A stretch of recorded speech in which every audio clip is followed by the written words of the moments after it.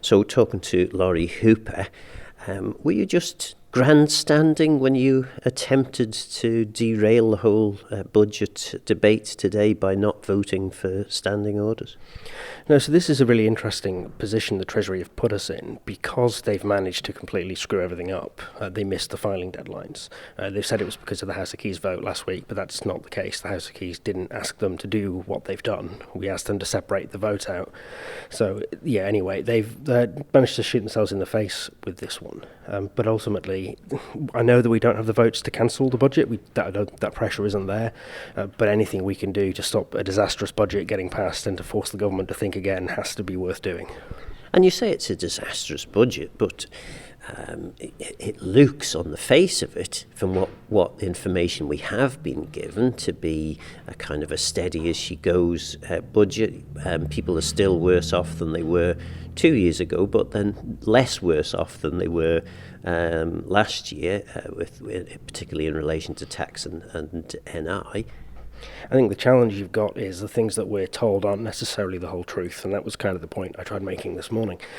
We don't know what some of these impacts are going to be. I mean, you've heard that over the next 5 years they're planning on raiding the National Insurance Fund for £90 million. I didn't hear that in the Treasury Minister's speech, and this is the issue. When you actually look at the detail of what's in this budget, you see that you're getting real terms cuts to some departments' budgets. You're getting actual cuts, not real terms, not fancy accountancy speak, actually less money going into the health service.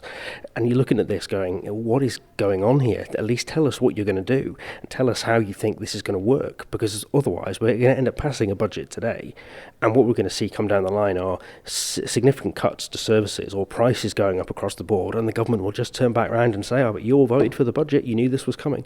Because actually the budget document does tell you that story. The information is sort of there if you know what you're looking for, and they will point back to it and say, well, we gave you the budget, it was all included in that document, you should have been able to figure it out. And in terms of the health budget, because it is quite difficult, particularly for the layman, to try and understand if you read the Pink Book, there's an extra 18 million of national insurance, which then means the net budget is going to be substantially less than what the net likely outcome is for this year. Yeah, so you have to ignore the income side of things, have to look at what they're actually spending. This year, they're actually spending over 360 million. Next year, they're planning on spending less than 360 million. So ignore all the fancy numbers around it. The reality is they're actually going to spend less next year than they're spending this year. We've already seen cuts this year at 360 plus. So if we're cutting services now at 360 million, what does a smaller budget look like? Worse cuts, more cuts, faster cuts? Who knows? Because the government simply won't tell us. But they will tell you next month. Well, I hope so. But like I've highlighted earlier, the Treasury Minister told Tynwald that he never received a financial plan from the department, only to find out in the House of Keys that actually he had, in fact, received such a plan. So can we even believe the things they're telling us? I don't know the answer to that question either. OK, interviewing the Health Minister, Claire Christian, it was quite difficult looking through the Pink Book to understand what's going on in relation to the health budget this year. It appears that you're going to be getting a few million less than you actually are likely to be spending this year. So does that mean cuts to health services? Thanks, Phil. And I appreciate you asking that question because, yes, you're right, the Pink Book does the line for Manx Care does say the amount is 357.5 million, but what we have done is the department will be applying an additional 4.3 million to that from the department's budget, so allocating that will bring that up to 361.8 million, and then also the Treasury Minister announced that there'll be a further 10 million which will be used to enable sort of the application for further funding should that be needed. And where that happens is where there's cost pressures that can't perhaps be identified quite now. They're in-year cost pressures, which obviously is what happens when Manx Care do go over budget during the year. Most people will have heard, well, obviously we had the discussions a month ago about cuts to the health service. People will be concerned that that's what's about to happen once you get into the new financial year. Can you give them any reassurance? So next month we are going to be talking about the mandate and the operating plan, so we'll be going into that far more detail.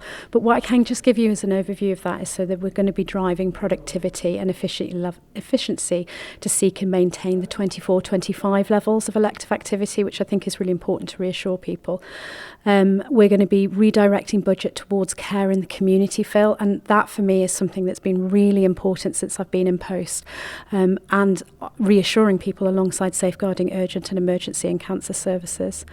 We also won't be bringing forward any new service developments next year unless we get funding for that. So we're really sort of giving it a real good platform to manage our finances, or Manx Care to manage their finances.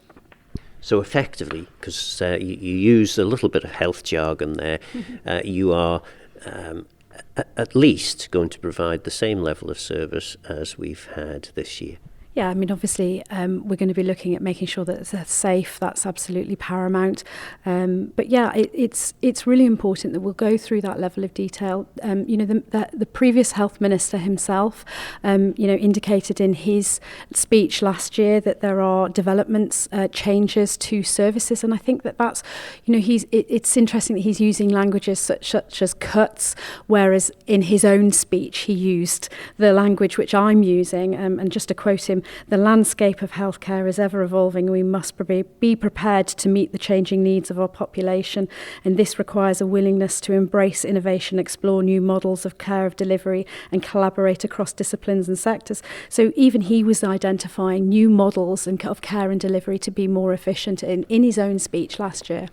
So effectively we can expect changes to health services, but we're not going to see services cut. Exactly, it's the change in the way that a service is provided, and obviously we're really making sure, for me personally, it's thinking about that patient and thinking about their needs, but we obviously have to think about the taxpayers' money at the same time. So it's balancing that, and I'm not saying my job is an easy job. It's a really difficult challenge we've got here, Phil. But I'm going to absolutely give this my best over this coming year. Thank you for making it to the end of the Manx Radio Newscast. You are obviously someone with exquisite taste. May I politely suggest you might want to subscribe to this and a wide range of Manx Radio podcasts at your favourite podcast provider, so our best bits will magically appear on your smartphone. Thank you.